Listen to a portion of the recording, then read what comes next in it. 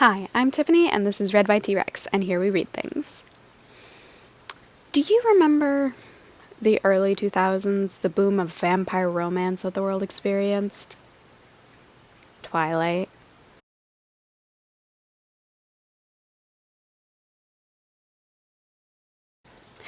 So the early 2000s happened, and there was a boom in vampire romance. What's very funny is that people tend to credit Twilight as, one of the books that started the craze, but I would argue that it was just a product of its time. There was other vampire movies and books that were out before Twilight. That's part of the reason that the vampires in Twilight sparkle instead of burn in the sunlight, was Stephenie Meyers was trying to be different. It was supposed to be a way to stand out in an oversaturated market. The readability definitely contributed. One of the other ways to stand out was to have a long-standing series. One of the longest series that I've ever come across is J.R. Ward's Black Dagger Brotherhood. As of now, the Black Dagger Brotherhood universe has 22 books, plus novellas and some that are only digital, which is, I don't know what that brings that number up to, but it's a fully fledged universe, is the thing to take away from that. That being said, I do plan on doing a deep dive of each book. I'll probably do the novellas and the ebook in smaller videos as I go along. Some warnings before we start. The Black Dagger Brotherhood does include the following themes: suicidal ideation, death of an unborn child, rape of men and women, addiction, sexual assault, depression, anxiety, infertility, substance abuse. It's a pretty long list. And I'm sure there's things that I'm forgetting. So as I go through each book, I'll put a disclaimer at the beginning of things to watch out for if there's things that you can't or don't want to hear about or listen to. Black Dagger Brotherhood is an adult romance series, so there's definitely a bunch of sex. There's also swearing and a weird amount of rap music. I'm gonna be honest, the rap music really throws me off. We'll get to it when we get to it, but it's interesting as a choice. Fair warning, if you want vampires that are hundreds of years old and act like they've been along for that long, this is not the book series for you. These vampires are canonically adults, over the age of 25 at the very, very least. And most of them have been alive for at least 100 years. We'll address the age thing when we get to it. Time runs funny in these books. All of them act like they are in their early 20s. A lot of drama. And most of them have the libido of a middle schooler. It is amazing how hard these men are most of the time.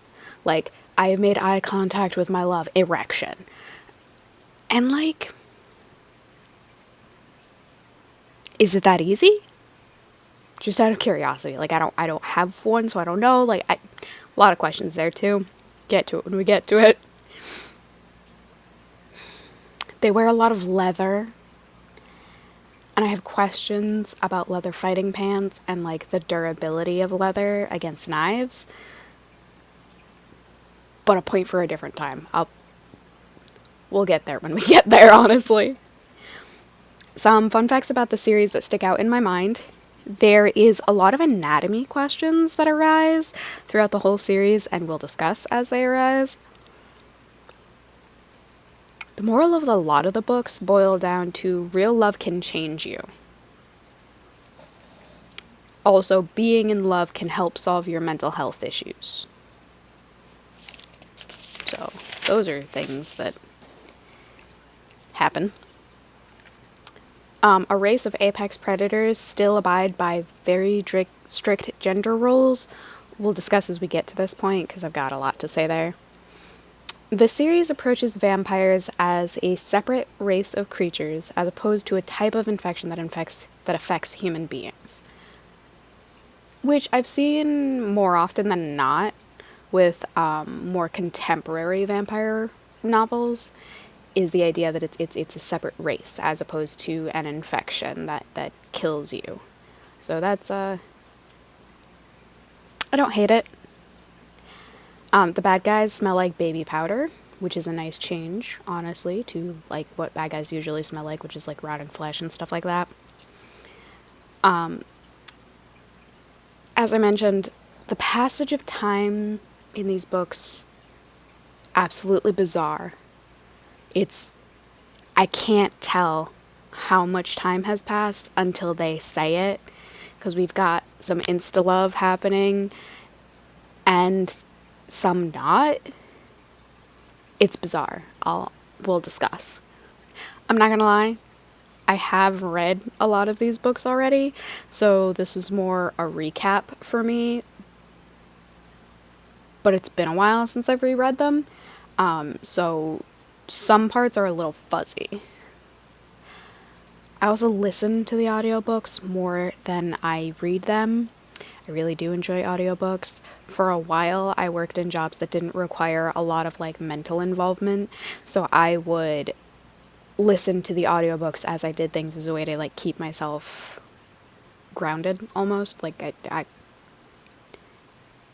space cadet pretty often, so I have to find a way to keep myself on track, and audiobooks was the way I did that for a while.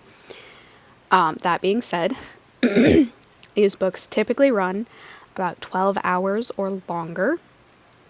Honestly, sometimes they can be a little bit daunting. And I also get annoyed with the characters. That's not specific to just these books. In total, I tend to get annoyed when fictional characters do things where I'm like, that doesn't make any fucking sense. Why would you do that? So sometimes I'll take breaks that seem unnecessary, but are necessary to me. Here's the thing. I first started reading these books at the very end of high school. So I was 17 when I graduated. So I was like 16, 17 years old when I heard some of these scenes the first time.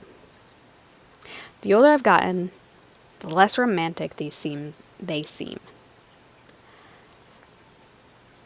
I still enjoy this series, but it just hits different being 29 years old as opposed to 16. And there's plenty of people who still think these scenes are romantic and amazing and the best thing ever. And I just happen to disagree. Which brings up a point that I think I brought up in my channel intro video. I don't have to agree with anyone on anything. And if you don't agree with me, you can comment. But I'm not going to change my opinions just because you're mad about them. It's not really what the internet's for. There's so much involved in each book that I foresee these videos are going to be pretty long. So my plan is to break down each video into sections. As a side note about the sections thing, I went to school for linguistics. When you write a linguistics essay, you break it into numbered sections. So instead of introduction, body of your work, conclusion, it's 1, introduction, 1.1, whatever, 1.1, 1.2, explanation of this. It's the way it makes sense in my brain, because that's the way that I was taught to break down and interpret data. That being said, the numbered sections is how I will be approaching these videos going forward. So the basic setup of each book is going to be something a little bit like this. Section 1 will be an overall summary of the book. Section 1.1 will be a summary of the characters. Section 1.2 will be a summary of the main storyline. 1.3 will be a summary of the villain storyline. Section 2 begins the plot deep dive. Section 2.1 will be about the romance plot specifically. Section 2.2 will be about the war plot specifically. 2.3 about the villain plot. Section 3 is going to be all about world building, broken down into Section 3.1, the vampire race. 3.2, biology. and 3.3, the way that it blends or doesn't blend with the regular world. Or the human world, I suppose. Section 4 is going to be all about character development, with 4.1 focusing on main characters, 4.2 focusing on side characters, and 4.3 focusing on bad guys. Section 5 will tie it all together into a big little bow, and Section 6 will be any problems that arose. My problems in the book, things like that. Section 7 will be any questions that I still have at the end of the book. Section 8 will be my predictions based on like half-remembered plot lines and the things that they set up in the book itself. And Section 9 will be the conclusion. It sounds like a lot, but really some of these sections will be pretty short, especially to start with. This is the way it makes sense in my head, and this is the best way that I know of to present information. I plan to be very thorough with these books, and honestly probably a little excessive. We'll see how it goes. I've also divided some of these sections up so I can talk about the actual plot and characters and the parts of the book that I want to discuss. I will also talk about the villain/bad guy sections. I've never enjoyed them as much as the rest of the books. I don't know, I enjoy books where it's kind of a mystery, and the jarring change between the good guy plot and the bad guy plot gets to be a lot. We will most likely discuss it in the problem section. The point of view hopping in these books is a lot. It's a lot. And I will talk about each thing in more depth as they come up in my next video, which will be Book 1, Dark Lover. I'm debating a whiteboard to keep track of all the plot points and characters that show up. We'll see what happens. Whiteboards are expensive.